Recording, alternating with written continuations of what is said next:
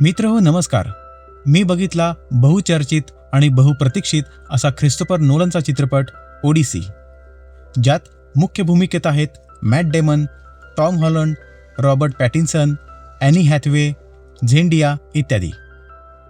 Greek मायथॉलॉजीवर आधारित असलेला हा सिनेमा म्हणजे एका राजाची युद्ध जिंकून घरी परतण्याची कहाणी आहे, जी अतिशय रंजक आणि खडतर आहे.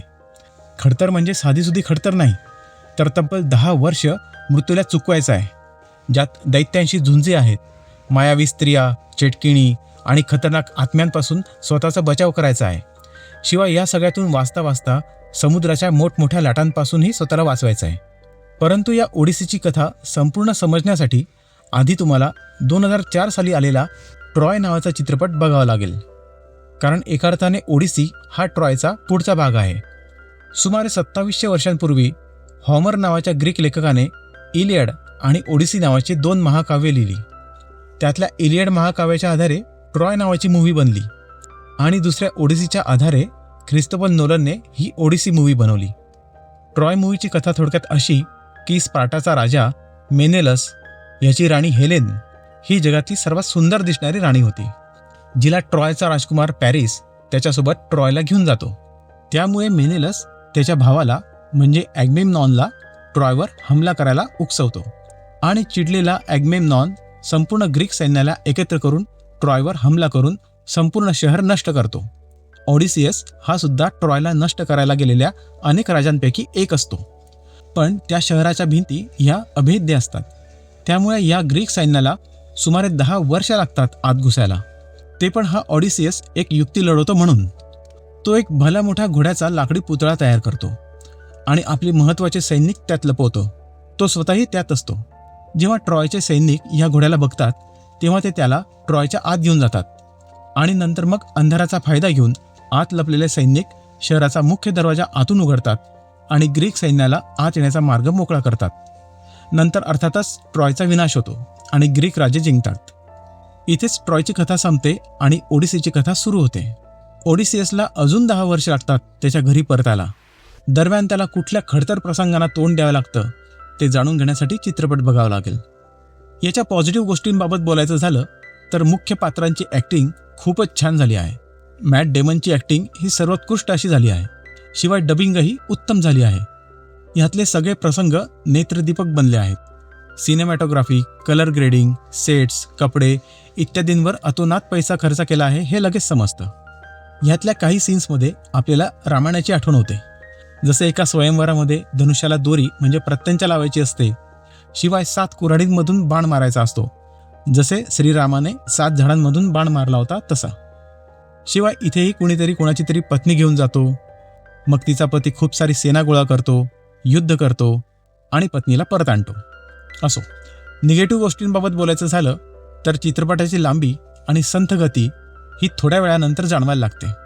याची लांबी आरामात 15 ते 20 मिनिटांनी कमी करता आली असती. कास्टिंग ही अजून एक मोठी समस्या हेलेनबाबत जाणवते. ग्रीकची राणी जगतसुंदरी ही नोलनने कृष्णवर्णीय का दाखवली आहे हे त्यालाच माहिती.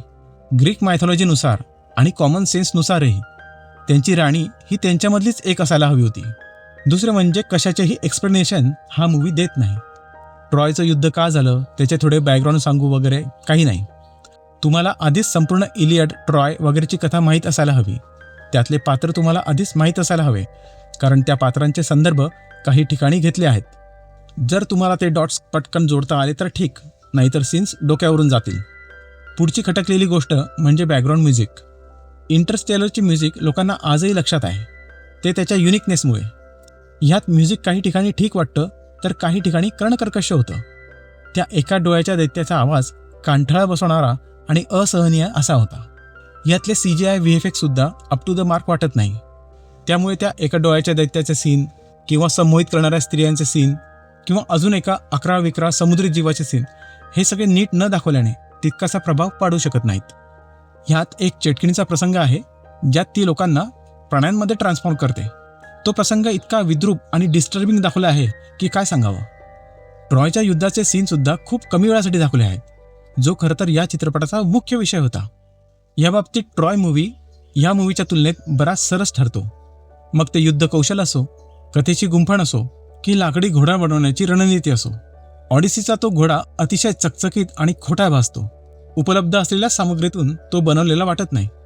यातले ॲक्शन सिक्वेन्स अगदी जवळून शूट केले असल्याने नक्की कोण कोणाला कसं मारतंय, कुठे काय झालंय हे समजत नाही. ॲगमेम्नॉनचे कवच हे आपल्याला डार्क नाईटमधल्या बॅटमॅनसारखं वाटतं. ह्यासारख्या छोट्या मोठ्या बऱ्याच गोष्टी सांगता येतील. खरं तर हा ख्रिस्टोफर नोलनचा मूवी वाटतच नाही. त्यामुळेच मी ओडिसीला देईल 10 पैकी 6.5 मार्क्स. जर हा नोलनचा मूवी नसता तर रेटिंग 8 पर्यंत वाढवलं असतं.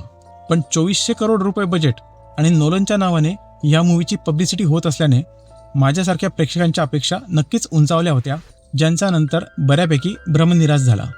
हेलनच्या बाबतीत सर्वसमावेशक भूमिका घेतली नसती, स्क्रीन प्ले अधिक टाईट केला असता, ट्रॉयचा संदर्भ अजून खुलून दाखवला असता, शिवाय अथेना, कॅलिप्सो, सर्सी, पॉलिफेमस, सायरन्स वगैरे नक्की कोण होते हे जर थोडक्यात सांगितले असते तर ही स्टोरी आणि ओडिसेसच्या भावना समजायला अधिक मदत झाली असती आणि चित्रपट अजून चांगला बनला असता.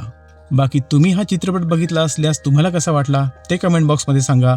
व्हिडिओ आवडला असल्यास व्हिडिओला लाईक करा, आपल्या चॅनलला सबस्क्राईब करा. आपण भेटूच पुढच्या व्हिडिओमध्ये. धन्यवाद.